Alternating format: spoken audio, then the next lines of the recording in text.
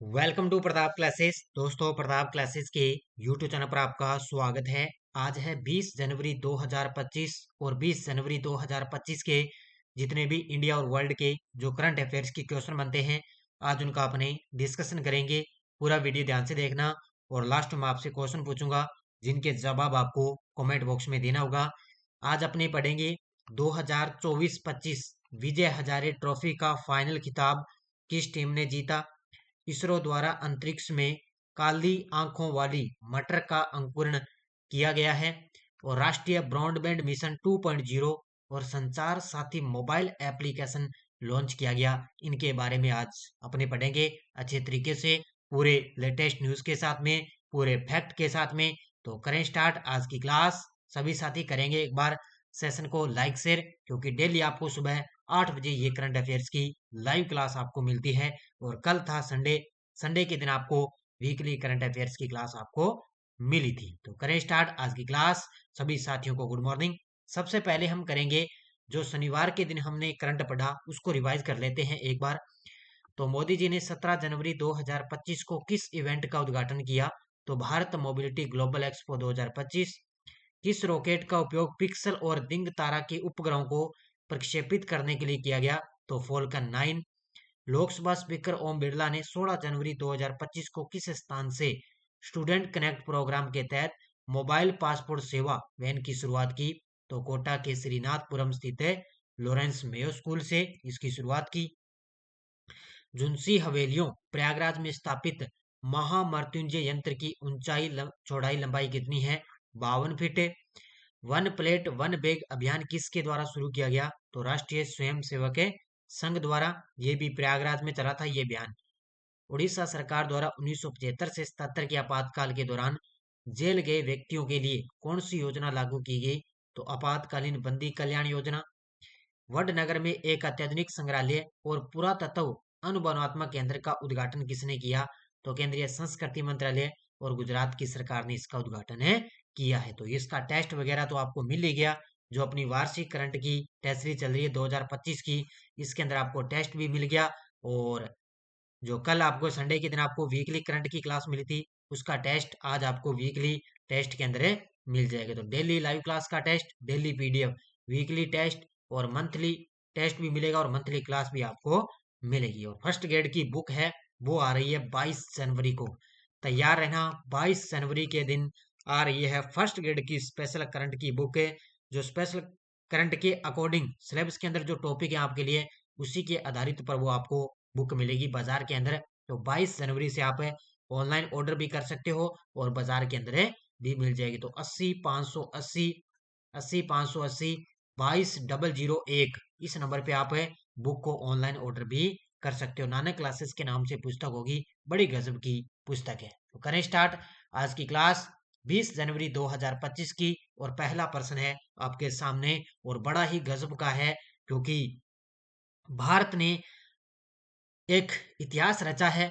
Kho kho world cup का खिताब जीता है कल शाम को, रविवार के दिन, कल 19 जनवरी को इसका फाइनल खेला गया था नई दिल्ली के अंदर महिला और पुरुष टीम ने। तो महिला ने नेपाल को हराकर जीता और पुरुषों ने भी नेपाल की टीम को हराकर खो खो वर्ल्ड कप का खिताब जीत लिया है। क्योंकि ये एक जो खो खो वर्ल्ड कप है, ये जीतने का एक ऐतिहासिक कारनामा इन्होंने किया है। और ये न केवल खिलाड़ियों बल्कि पूरे देश के लिए एक गर्व का क्षण है। और इस खेल के प्राचीन और पारंपरिक रूप को वैश्विक स्तर पर पहचान दिलाने के लिए भारतीय टीमों ने अद्भुत प्रदर्शन इसका किया है और बड़ी गजब की बात अपने लिए रही है अच्छे तरीके से। तो गजब का प्रश्न है और अपने लिए एक गर्व का क्षण है। तो भारत की मेंस और विमेन्स टीम ने खो खो वर्ल्ड कप के फाइनल में किस टीम को हराया? तो ये रहा है नेपाल देश को। किसको हरा दिया? नेपाल देश को। क्योंकि मैंने बताया 13 से लेकर 19 जनवरी तक ये खो खो वर्ल्ड कप चला। कहां पर? नई दिल्ली के अंदर है। और पुरुषों की टीम ने भी नेपाल को हराया और महिला की टीम ने भी नेपाल को हराकर खो खो वर्ल्ड कप का फाइनल जीत लिया है। अच्छे तरीके से पढ़ लेना। और खो खो वर्ल्ड कप के ब्रांड एम्बेसडर कौन बने थे? सलमान खान। कौन बने थे? सलमान खान इसके ब्रांड एम्बेसडर बने थे। पूरी डिटेल। पहला खो खो वर्ल्ड कप विजेता भारत की मेंस और विमेंस दोनों टीमों ने खो खो का पहला वर्ल्ड कप जीता। टूर्नामेंट 13 से 19 जनवरी तक नई दिल्ली के इंदिरा गांधी इंडोर स्टेडियम में आयोजित हुआ। अब कप्तान दोनों की याद रखना। भारतीय महिला खो खो टीम की कप्तान थी प्रियंका इंगले। कौन थी? प्रियंका इंगले। और पुरुष खो खो टीम के कप्तान थे प्रतीक वाइकर। कौन थे? प्रतीक वाइकर। ये खो खो टीम पुरुष टीम के कप्तान थे और ये थी महिला टीम की कप्तान। अब देखो विमेन्स टीम की जीत फाइनल में। भारत की विमेन्स टीम ने नेपाल को 78-40 के बड़े अंतर से हराया। और सेमीफाइनल भी याद रखना, सेमीफाइनल में भारत ने साउथ अफ्रीका को 66-16 से हराया था। किससे? 66-16 से साउथ अफ्रीका को हराकर भारत फाइनल में पहुंचा। और फाइनल में भी किसको हरा दिया? नेपाल को। उसके अलावा पुरुष टीम की जीत फाइनल में क्या हुआ? पुरुषों की टीम ने नेपाल को 54-36 के अंतर से हराया। और सेमीफाइनल में भारत ने साउथ अफ्रीका को 62-42 से हराया था। इसने भी साउथ अफ्रीका को हराया था। तो साउथ अफ्रीका, उन्होंने भी साउथ अफ्रीका। तो अच्छे तरीके से पढ़ लेना। दोनों ने नेपाल को फाइनल में हरा दिया और दोनों ने ही सेमीफाइनल में साउथ अफ्रीका को हराया है। क्योंकि थोड़ा सा अगर गहराई में प्रश्न आता है तो आपसे सेमीफाइनल वाला भी पूछा जा सकता है। तो इसको अच्छे तरीके से पढ़ लेना। अगर और भी इससे कोई रिलेटेड करंट का प्रश्न बनेगा तो अपनी कल की क्लास में और इसकी चर्चा कर लेंगे। 2024-25 विजय हजारे ट्रॉफी के फाइनल में कर्नाटक ने विदर्भ को किस स्टेडियम में हराया? क्या बात है भी! विजय हजारे ट्रॉफी 2024-25। सबसे पहले आपको क्या याद रखना है कि विजय हजारे ट्रॉफी का फाइनल जीता किसने? कर्नाटक ने जीता है। किसको हराकर? विदर्भ को हराकर जीता है। किस स्टेडियम में? तो ये स्टेडियम है कोटांबी स्टेडियम, गुजरात के अंदर। ये देखो तस्वीर में विजय हजारे ट्रॉफी का कर्नाटक ने विदर्भ को हराकर कोटांबी स्टेडियम, गुजरात के अंदर ये फाइनल है जीता है। तो उत्तर क्या हो जाएगा इसका? Option number B. 2024-25 Vijay Hazare trophy Bharat में वार्षिक list A cricket tournament Vijay Hazare trophy का ये 32वां संस्करण खेला गया। ये 21 दिसंबर 2024 से लेकर 18 जनवरी 2025 तक है खेला गया था। काफी लंबा चला था, 21 दिसंबर से 18 जनवरी को। विजेता कर्नाटक 5वीं बार विजेता। कितनी बार है? 5वीं बार। उप विजेता विदर्भ की टीम। और फाइनल मैच कोटांबी स्टेडियम में, गुजरात के अंदर इसका फाइनल है खेला गया था। तो ये सारे के सारे पॉइंट है, उसको अच्छे तरीके से पढ़ लेना। और आज की क्लास बड़ी गजब की है, करंट अफेयर्स की क्लास। 17 जनवरी 2025 को चीन ने किस देश का पहला स्वदेशी इलेक्ट्रो ऑप्टिकल EO-1 उपग्रह लॉन्च किया है? ये देखो तस्वीर में आपके सामने चीन ने, देखो चीन ने किस देश का ये पहला स्वदेशी इलेक्ट्रो ऑप्टिकल है उपग्रह लॉन्च किया? तो ये किया है पाकिस्तान का। ये देखो क्या बात, अभी चीन ने देखो पाकिस्तान के उपग्रह लॉन्च करने लग गया। तो ये पाकिस्तान का पहला स्वदेशी इलेक्ट्रो ऑप्टिकल है उपग्रह, जिसको चीन ने इसको लॉन्च किया है। देखो चीन ने 17 जनवरी 2025 को जियोक्वान सैटेलाइट लॉन्च सेंटर से लॉन्ग मार्च D2D रॉकेट का उपयोग करके पाकिस्तान का पहला स्वदेशी इलेक्ट्रो ऑप्टिकल सैटेलाइट लॉन्च किया है। अब याद रखना कौन सा रॉकेट था? मार्च 2D। याद रखना मार्च 2D। इस रॉकेट के माध्यम से सैटेलाइट को लॉन्च किया गया। उद्देश्य प्राकृतिक संसाधनों की निगरानी, प्रबंधन और आपदा प्रतिक्रिया और शहरी नियोजन और कृषि विकास में पाकिस्तान की क्षमताओं को बढ़ाना। यानी कि ये क्या करेगा उपग्रह? ये पाकिस्तान को क्या है? संसाधनों की निगरानी वगैरह, आपदा प्रतिक्रिया, शहरी नियोजन और कृषि विकास में पाकिस्तान की क्षमताओं को बढ़ाना, उसके बारे में ये पूरी जानकारी उपलब्ध करवाएगा। तो ये चीन के द्वारा लॉन्च किया गया। अगला क्वेश्चन देखो, इसरो ने ब्लैक आइड मटर के बीजों को किस परियोजना के तहत अंकुरित किया है? ये लीजिए भी। अब इसरो क्या करेगा? अब इतने दिन तो इसरो ने मानव जो है व्यक्तियों को लगभग अंतरिक्ष में भेज दिया, अंतरिक्ष स्टेशन भी स्थापित करेगा ऊपर आसमान में। तो अब क्या करेगा? अब इसरो का ये विचार चल रहा है भी अंतरिक्ष के अंदर खेती की जाएगी। क्या की जाएगी? खेती की जाएगी। तो अब इसरो ने ब्लैक आइड मटर के बीजों को किस परियोजना के तहत अंकुरित किया? तो ये परियोजना कौन सी है? Compact research module for orbital plant studies. ये है परियोजना इसकी। कौन सी? Compact research module for orbital plant studies है। CROPS, इसकी शॉर्टकट में नाम याद रखना। तो ये इसका उपयोग करके अब क्या है, ब्लैक आइड मटर के जो बीज हैं उसके तहत उसने अंकुरित किया है। किसने? इसरो ने। और वर्तमान में अब इसरो के अध्यक्ष कौन है? वी नारायण, याद रखना, वी नारायण। देखो, तो इसरो ने अपने compact research module for orbital plant studies पर ब्लैक आइड मटर यानी कि इसको बोलते हैं लोबिया के बीजों को सफलतापूर्वक अंकुरित करके अंतरिक्ष कृषि में एक महत्वपूर्ण उपलब्धि हासिल है कर ली है। अंतरिक्ष कृषि का नाम आ गया, तो अंतरिक्ष के अंदर अब कृषि की जाएगी।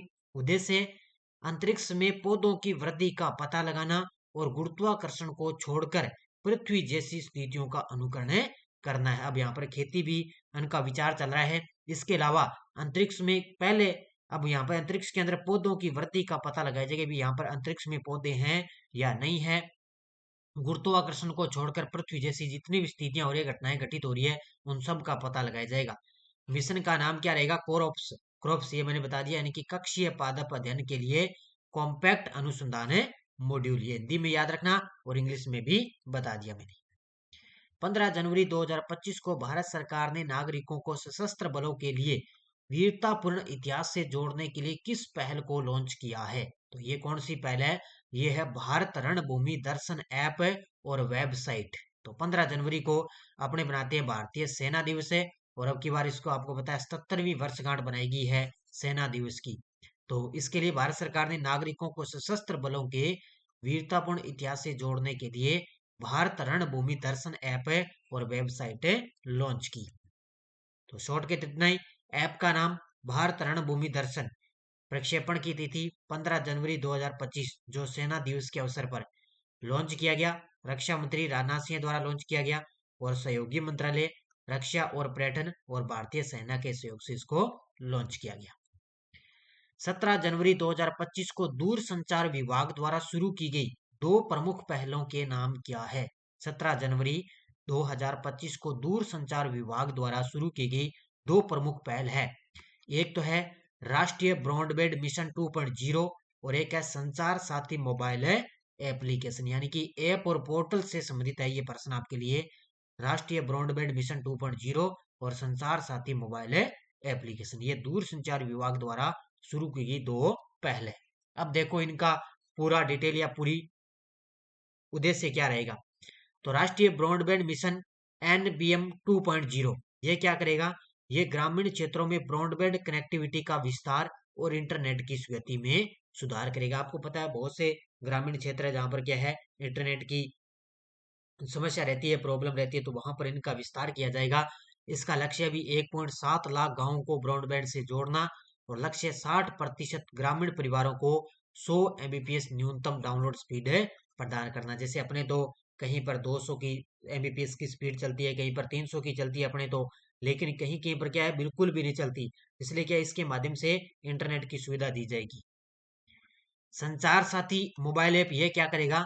ये करेगा उपयोगकर्ताओं को दूर संचार सुरक्षा बढ़ाने में मदद करना, और ये क्या है, धोखाधड़ी की रिपोर्ट करने की सुविधा करेगा। यानी कि संचार साथी मोबाइल ऐप ये करेगा भी जितने भी दूर जो गांव वाले हैं ना, बैठे हैं लोग, तो उनको क्या करेगा, धोखाधड़ी की जो रिपोर्ट हो रही ना, वो जो जितनी भी सूचनाएं आ रही है वो उन तक पहुंचाई जाएगी भी। धोखाधड़ी से आपको बचना है। 17 जनवरी 2025 को नोवाक जोकोविच ने टेनिस इतिहास में किस उपलब्धि की बराबरी कर ली? तो अब है नोवाक जोकोविच ने सबसे ज्यादा ग्रैंड स्लैम मैच खेलने वाले खिलाड़ी बन चुके हैं। ये देखो टेनिस के खिलाड़ी, और 430 ग्रैंड स्लैम मैच खेले इन्होंने। कितने? 430 ग्रैंड स्लैम मैच खेलने वाले खिलाड़ी बन चुके हैं। कौन है? नोवाक जोकोविच। देखो, नोवाक जोकोविच ने 17 जनवरी 2025 को 430वां ग्रैंड स्लैम मैच खेला है। उन्होंने ग्रैंड स्लैम मैच खेलने के मामले में रोजर फेडरर की बराबरी कर ली। अब वैसे तो देखें रोजर फेडरर के कितने हैं, 429 ग्रैंड स्लैम मैच है, और इसने कर दिए 430। और यह उपलब्धि ऑस्ट्रेलियन ओपन के दूसरे दौर में इन्होंने हासिल कर ली। किसने? नोवाक जोकोविच ने। भारत के लोकपाल ने अपना पहला स्थापना दिवस कब बनाया है? भारत के लोकपाल ने अपना पहला स्थापना दिवस कब बनाया? तो 16 जनवरी 2025 को। अब बताओ मुझे सभी साथी कि वर्तमान में भारत के लोकपाल कौन है? बताओ मुझे, वर्तमान में भारत के लोकपाल कौन है? मैंने अच्छे तरीके से आपको बताया। तो पहली बार भारत ने इसका स्थापना दिवस मनाया लोकपाल का 16 जनवरी 2025 को। देखो, तो भारत ने लोकपाल ने 16 जनवरी 2025 को अपना पहला स्थापना दिवस मनाया। यह कार्यक्रम नई दिल्ली के मानेकशा सेंटर में आयोजित किया गया। लोकपाल अधिनियम, लोकपाल और लोकायुक्त अधिनियम 2013 के तहत लोकपाल की स्थापना हुई थी। ये याद रखना, लोकपाल और लोकायुक्त अधिनियम 2013 के तहत लोकपाल की स्थापना हुई। वर्तमान में अध्यक्ष कौन थे? देखो आगे, स्थापना तिथि, भारत के लोकपाल की स्थापना 16 जनवरी 2014 को हुई थी और 2025 को लोकपाल की स्थापना के 11 वर्ष पूरे हो चुके हैं। और लोकपाल के अध्यक्ष न्यायमूर्ति ए एम खान विलकर कौन है? वर्तमान में लोकपाल के अध्यक्ष हैं न्यायमूर्ति ए एम खान विलकर, इसके अध्यक्ष हैं। ये मैंने कौन क्या मैं आपको अच्छे तरीके से करवाया। उड़ीसा सरकार के इलेक्ट्रॉनिक और आईटी विभाग ने भुवनेश्वर में एक वैश्विक योग्यता केंद्र स्थापित करने के लिए किसके साथ साझेदारी की है? तो उड़ीसा सरकार ने, इलेक्ट्रॉनिक और आईटी विभाग ने भुवनेश्वर के अंदर एक वैश्विक योग्यता केंद्र स्थापित करने के लिए, ये सिंगापुर की एक कंपनी है, सिंगापुर देश की, global finance and technology network GFTN, ये है सिंगापुर देश की। किसकी है? सिंगापुर देश की एक संस्था है, इसके साथ समझौता किया है। किसने? ओडिशा की सरकार ने। देखो, साझेदारी, ओडिशा सरकार के इलेक्ट्रॉनिक और आईटी विभाग ने सिंगापुर के global finance and technology network के साथ साझेदारी की है। यह पहल ओडिशा की राजधानी भुवनेश्वर में लागू की जाएगी। कहां पर? ओडिशा की राजधानी है भुवनेश्वर, वहां पर लागू की जाएगी। उद्देश्य क्या रहेगा? फिनटेक, विशेष रूप से इंश्योरेटेक और संबंधित क्षेत्रों में नवाचार को बढ़ावा देना और भारत के सभी के लिए बीमा के 2047 दृष्टिकोण को साकार करना, यानी कि सभी के लिए बीमा किया जाए 2047 तक, उसके लिए उसको साकार करना। तो ये सिंगापुर की संस्था है, उसके साथ है समझौता किया। अब आपके सामने है कुछ वन लाइनर करंट। देखो, अंतर्राष्ट्रीय मुद्रा कोष ने वित्त वर्ष 2025 के लिए भारत के आर्थिक विकास का पूर्वानुमान संशोधित करके इसमें अनुमानों को घटाकर कितना कर दिया? 6.5% कर दिया। भारत की जीडीपी जो वृद्धि दर है वो अंतर्राष्ट्रीय मुद्रा कोष ने 6.5 कर दी। हॉलीवुड के मशहूर निर्देशक और लेखक डेविड लिंच का 78 साल की उम्र में निधन हो चुका है। इसका? डेविड लिंच का। दूसरा याद रखना। और तीसरा बड़ा ही महत्वपूर्ण है, तीसरे को नोट कर लेना। विश्व स्मारक कोष WMF ने चंद्रमा को संकटग्रस्त ऐतिहासिक स्थलों की सूची में शामिल किया है और पहली बार धरती से परे किसी स्थान को इस सूची में शामिल किया गया है। ये पॉइंट नोट कर लेना। विश्व स्मारक कोष ने चंद्रमा को संकटग्रस्त ऐतिहासिक स्थलों की सूची में शामिल कर दिया है। ये पॉइंट नोट कर लेना अच्छे तरीके से। ये टेलीग्राम ग्रुप है, कोई सूचना आती है, कोई लिंक आता है, कोई नोटिफिकेशन आ गया, सब आपको टेलीग्राम पे सूचना मिलती है। पिछले वीडियो क्वेश्चन क्या था? नवी मुंबई में बने श्री राधा मदन मोहन जी का मंदिर का उद्घाटन किसने किया? तो हमारे देश के प्रधानमंत्री मोदी जी ने। बहुत सारे विद्यार्थियों ने गड़े गजब के जवाब दिए। अब देखो क्वेश्चन फॉर यू, भारतीय महिला क्रिकेटर स्मृति मंदाना ने किस टीम के खिलाफ सबसे तेज महिला वनडे का शतक बनाकर रिकॉर्ड तोड़ा? इंग्लैंड, ऑस्ट्रेलिया, आयरलैंड, न्यूजीलैंड, इसका बता देना। और अब देखो आपके लिए यस्टरडे न्यूज क्या थी।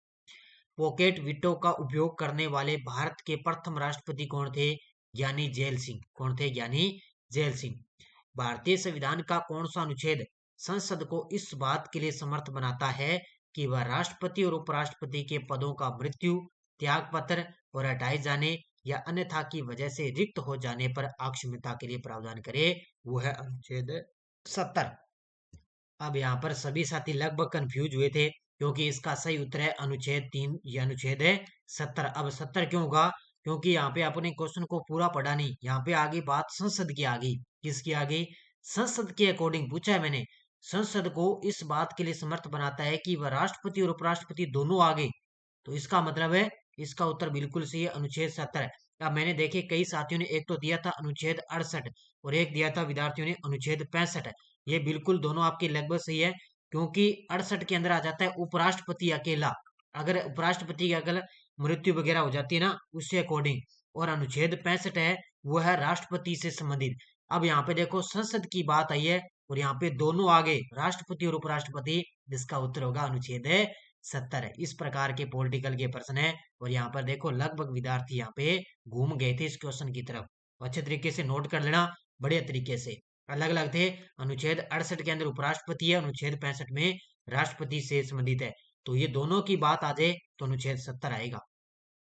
संविधान संशोधन करने के विधेयक को विटो करने की राष्ट्रपति की शक्ति सहमति देनी होगी। इस शब्द से स्थापन करके किस संशोधन द्वारा छीन ली गई? तो ये था 24वां संविधान है संशोधन। तो ये बहुत सारे विद्यार्थियों ने बड़े गजब के जवाब। और अब देखो आपके लिए नेक्स्ट, भारत के संविधान की निम्नलिखित में से कौन सी अनुसूची पहले संविधानिक संशोधन द्वारा संविधान में जोड़ी गई थी? किन संशोधन अधिनियम द्वारा ग्राम सेवक को ग्राम विकास अधिकारी से प्रतिस्थापित किया गया? ये वो संशोधन नहीं है, ये ग्रामीण अधिनियम है, अधिनियम उससे संबंधित है ये। तहसीलदार की नियुक्ति किसके द्वारा होती है? इन तीनों के जवाब आपको कमेंट बॉक्स में देना है। ये थी आज की अपनी करंट अफेयर्स की क्लास। और बाकी यूआरओ की टेस्ट सीरीज चल रही है, फर्स्ट ग्रेड स्कूल व्याख्याता की टेस्ट सीरीज चल रही है, इंडियन पॉलिटी है, शिक्षा मनोविज्ञान है, ये जेल प्रहरी चतुश्रेणी कर्मचारी इनकी स्पेशल भारत राजस्थान की ऑनलाइन टेस्ट सीरीज चल रही है। आरआर ग्रुप डी की चल रही है, रीट पात्रता है, बाकी ये डेली वीकली ये तो चल ही रही है। तो अच्छे तरीके से पढ़ो। बाकी वीडियो को आप जाते जाते लाइक करना, शेयर करना आपका काम है। धन्यवाद। जय हिंद, जय भारत।